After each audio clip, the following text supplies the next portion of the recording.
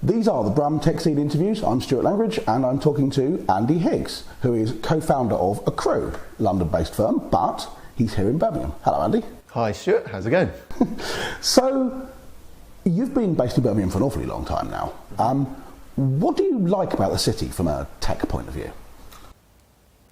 Yeah, in Birmingham we've had a really, I think, vibrant agency scene for a number of years, where there have been some really interesting companies growing up, small businesses turning into more substantial companies, and which is sort of my route in that. I've been doing agency work for quite a long time, and over the years have witnessed a number of products and interesting side projects from the various people working at these companies.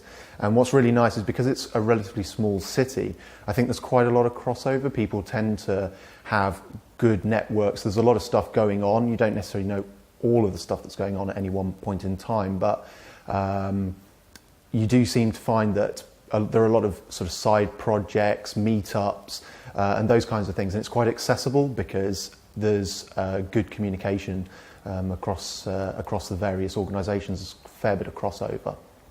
So we're now starting to see people coming to Birmingham and being part of it precisely because there's this vibrant scene building up. But you were part of creating that scene rather than attracted by it. What brought you to Birmingham? Well, in the very start, I had been studying at Loughborough University. I was doing a degree in product design about 7-8 years ago, and I was putting together a dissertation on web accessibility in small businesses.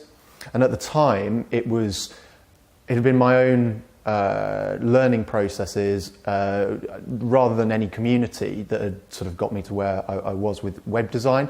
But I realised that in order to learn more, finding out about the industry was quite important. So I got involved in something that came across my radar, which was Multipack. And that was a bunch of guys that were meeting up. They'd only been doing it for 2 or 3 months, I think, previously to when I started. I must have been in my last 2 or 3 months at university, and it was effectively just an opportunity to go and sit around a table with a bunch of geeks and have a chat about the various different technologies and things that were around at the time, and especially for me the accessibility side of things, because there were people like Bruce Lawson and a number of other people who seemed to sort of be proactively writing books and doing things like that at the time, which was of use to me, but also, and they had helped me out with various parts of the dissertation, so it was nice to actually put names to faces as well. But it really got me into the tech scene in Birmingham, because that grew over a number of years and became quite a strong group of people. So yeah, I think that was the initial appeal of being able to join those kinds of organisations. It was maybe a year or two later before I actually moved to Birmingham properly, but it was that kind of community that drew me in. The Multipack is now sadly defunct, and Matt Matchell keeps talking about starting things up again. But there are lots of other groups, things like that, meetups and so on, as you say, that have grown up and taken their place. What sorts do you particularly enjoy when you get a chance to attend? Well, it's interesting. I think Multipack filled quite a specific need over a period of years. It morphed from being what was kind of a Saturday afternoon pub event to a series of talks, and in its later stages, mixed both types of events up. But I kind of felt that I did get a lot of benefit out of that approach. However, new meetups cropped up with slightly different formats. So I was aware of a number of things that were going on down at the Science Park, especially in Aston, although timing-wise it was not really suitable for me to go along to those. And then there were other little attempts that I made with friends to start things up. Had a couple of sort of ad hoc meetups. I think there's 1 or 2 sort of coffee shop based ones that had been going on as well. And I think for me, I always felt that whichever one I was choosing to attend at that moment in time had to have some net sort of benefit. I mean, it's maybe partly selfish to think like that, but I felt out of the Multipack, I definitely was able to learn a lot about how to build websites. That was initially why I was part of it, because I was moving into an industry where I'd never kind of sold these aspects of of web design to anybody, and I learned the skills from these people. However, kind of in the last 2 to 3 years, I guess my focus had been more on growing the agency, or at least building up an agency while I was doing that. And those sorts of things required different skill sets, maybe slightly broader discussions, so not always about development, because I was finding I was doing less development work per se, maybe more design and bits of project management and things like that. So it was slightly wider interest. So I guess I shifted across different groups as that happened. I still think multi-pack was always my kind of spiritual starting place in Birmingham. But from a development point of view, that was always great. But I always found that in later, as more groups sort of emerged, there was a broader range of things that you could dip in and dip out of. So, yeah. So what's going on in the city that you're particularly excited by? At the moment, there seems to be quite a lot of extra or new groups that have formed in say the past 2 to 3 years that have kind of been taking off, and it's interesting to sort of track their progress. There's a number that I haven't attended, but it's really great to see that kind of activity is going on. I'm aware that sort of Silicon Canal beers seems to be getting bigger and bigger, and there seems to be quite a following there, something that I do want to come along to. I just haven't had a chance to do it so far. Personally, I've been involved in more of a design-led meetup for the past 2 years or so.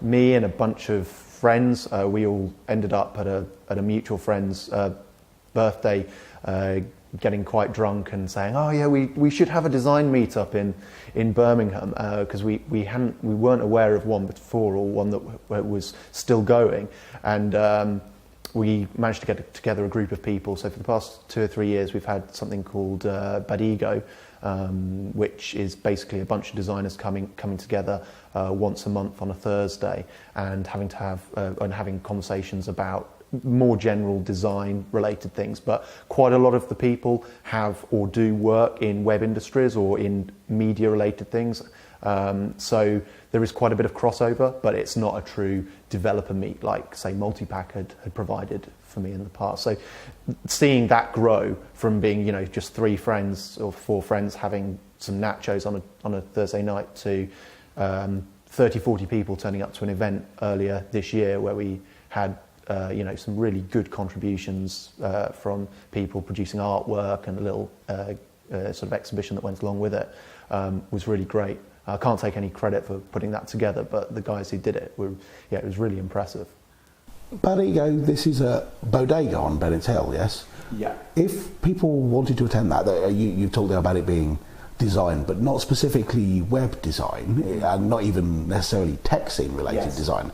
So there's product designers, industrial designers, that sort of thing there. I think the original idea was to have something that would be more about creatives in general. So we always had the view that it should try and attract as broader audience as possible.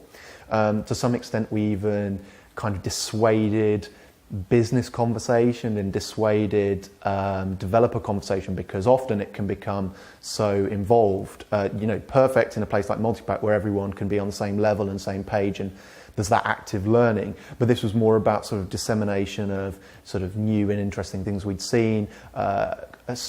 Quite an interest in stuff specifically happening in Birmingham artistically.